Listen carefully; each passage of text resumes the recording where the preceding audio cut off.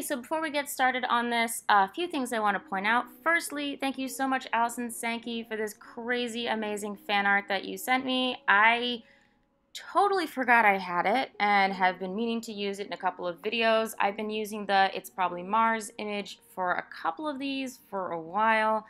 And one thing that I've seen other furtubers do that I actually think I should be doing a little more of is fan art appreciation. So I'm going to try to integrate more of the amazing art you guys send me into these videos. Make sure if you send me any art, it goes to ragehound@gmail.com, otherwise I might not see it.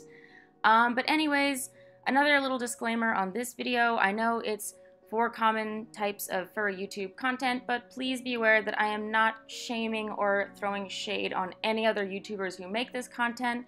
Some of these content types are great starter content types, and I'll be honest, I've done a whole bunch of them myself. So no shade being thrown in any direction. This is just a fun little video about some stuff you're probably going to see a lot of us do on YouTube.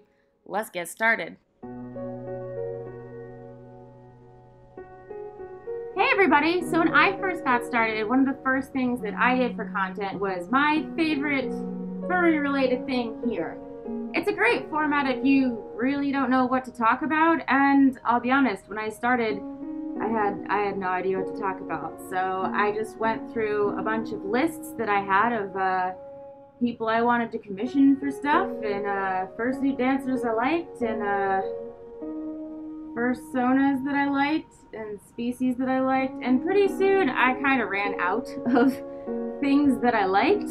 So when you're getting started, it's a really great place to start, but just don't get too married to the idea that that's the only content you can make, because it gets a little hard to keep it up. So always be thinking of new content that you can put out there, because to be honest, there's only so many things you can like in this community. We're really not big enough to warrant that many videos, and you'll find yourself be doing like update videos on it, and it does get stale. So just keep that in mind when you go to do your favorite furry YouTubers, fursuits, fursuit makers, artists, what have you.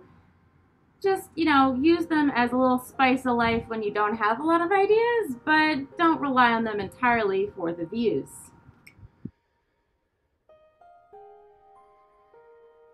Alright, now I see a lot of furtubers do like Q&As where they ask their fans questions and they answer, and those are usually pretty cool if you actually get questions. One of the issues I usually have is sometimes I'll do a Q&A, but I don't really have enough questions to warrant a pre-recorded video, so I'll do it as a live, because realistically, people ask me a ton of questions when I go live, way more than when I ask on Twitter or Instagram. So it's cool, you know, as an in-between when you don't have a bunch of content planned and aren't really sure what to do, but just be aware that, like, you may not have enough questions to sustain multiple Q&As, so it's a good thing to bring around every now and again, but don't rely on it as your sole source of content, because there's only so many times you can answer the question, how did you get your fursuit? Who made it? And which fursona is best fursona? Do you like Majira or do you like Fjord? I can't keep answering that in videos, so admittedly, I don't do a lot of Q&As because that's usually all I get.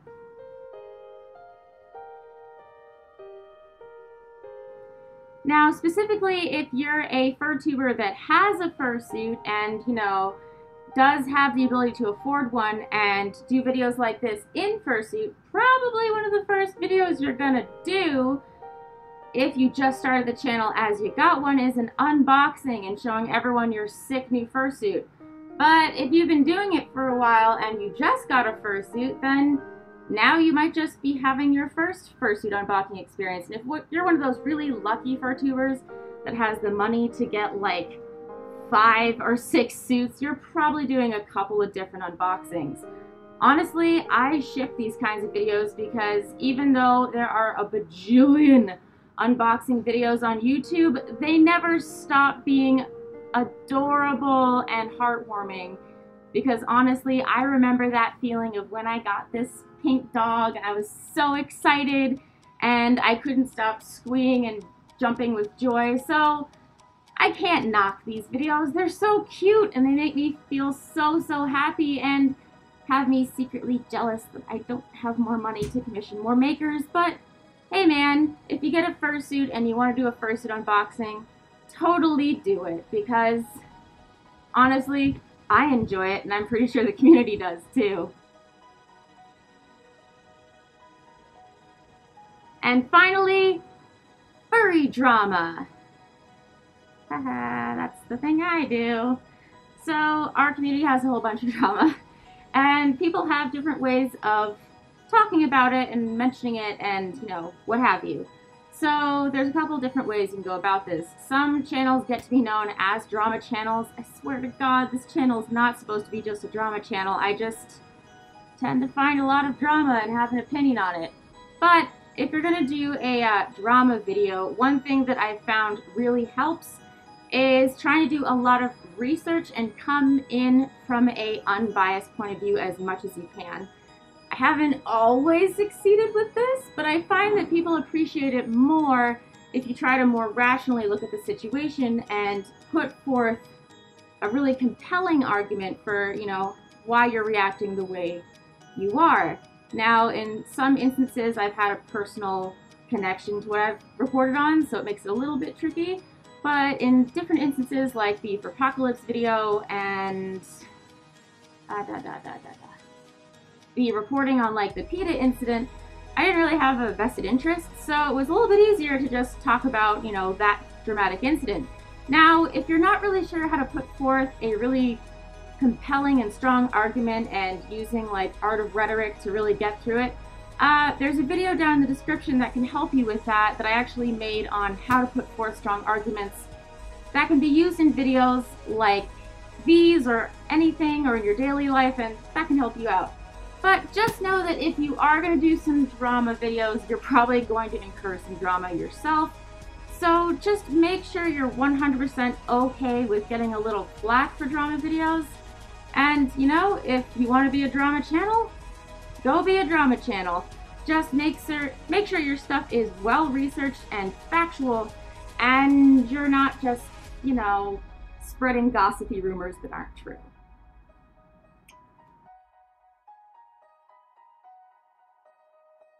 Alright, so that's it for today's video. I hope you guys enjoyed my quick little analysis of different kinds of content you can find on YouTube from furtubers. And if you guys ever have questions, always leave them in the comments below. What content do you want to see more of from me? I would love to hear from you guys in the comments. Let me know what you want to see more of, what you think I could be doing a little more of. As you guys may have noticed, some of my content recently has gotten a little bit different than other channels out there, and I have been relying heavily on talking and using pictures, so I'll try to get out of that habit. I admittedly got very comfortable with that, and I'm going to try not to do that as much. But one thing that I did want to clear up about other videos that I have seen a lot of flack about is people claiming that my videos are getting too political or touching on stuff that brings up too much drama or incites too much arguing in the community. So what I have to say about that is, I am a real person under this dog head. I know, shocker, magic ruined.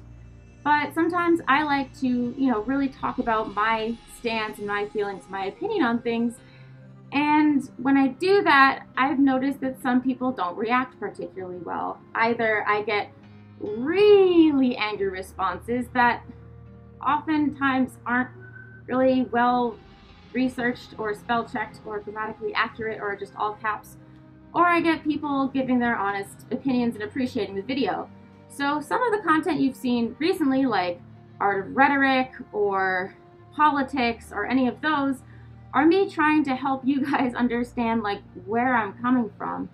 I don't really see a lot of videos out there from other furtubers about, you know, how to put forth a great argument, or, you know, how to do your resume, or how to have career skills. And I think part of the reason I don't is because that's not something furries usually associate with our community. But in doing that, I think sometimes they don't seek it on their own. So if you're not going to seek it on your own, one idea I had is maybe if a cute pink dog explains to you how to go find the career of your dreams, use online sites for jobs, debate and form reasonable arguments, maybe you'll be more likely to do it. And honestly, having more members of our community that are more empowered and informed can only help us, right?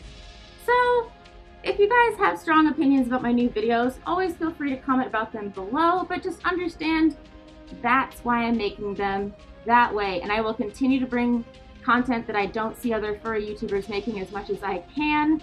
I definitely have a lot of really interesting series planned for other great life skills you can use that could apply to the furry community, but just, could apply to your regular life, and maybe having a pink dog tell you about it is a little bit more interesting than, having your mom tell you. So at any rate, I hope you guys have a great week, and I'll see you in the next one.